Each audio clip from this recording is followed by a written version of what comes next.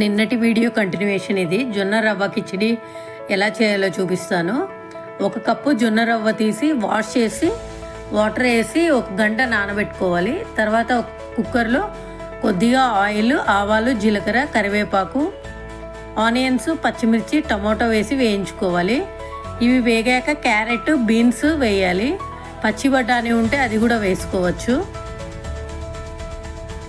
ఈ వెజిటేబుల్స్ అన్నీ వేగేలోపు పెసరపప్పు కడిగి తీసుకోవాలి. 1 కప్పు జొన్న రవ్వకి 1 కప్పు పెసరపప్పు తీసుకోవాలి. వెయిట్ లాస్లో ఉన్న వాళ్ళైతే ప్రోటీన్ ఎక్కువ ఉండాలి కాబట్టి, మామూలు నార్మల్ పీపుల్ డయాబెటీస్ ఉన్న వాళ్ళైతే 1 కప్పు జొన్న రవ్వకి 1/2 కప్పు పెసరపప్పు తీసుకోవచ్చు.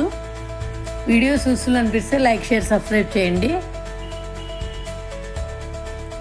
ఈ వెజిటేబుల్స్ అన్నీ వేగాక జొన్న రవ్వ కూడా వేసి ఒకసారి ఆయిల్ అంతా కోట్ అయ్యేటట్లు ఫ్రై చేసుకున్నాను. తర్వాత పెసరపప్పు వేసాను. 1 కప్పుకి 1.5 కప్పు వాటర్ వేయాలి.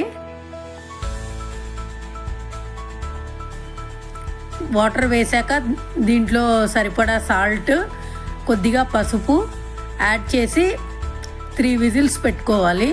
అంతే, పర్ఫెక్ట్గా ఉండే జొన్న రవ్వ కిచిడి రెడీ అయిపోతుంది. ఇది ఏదైనా పొడితో కానీ లేదా పిక్కలతో కానీ లేదా పల్లి పచ్చడితో కానీ బాగుంటుంది.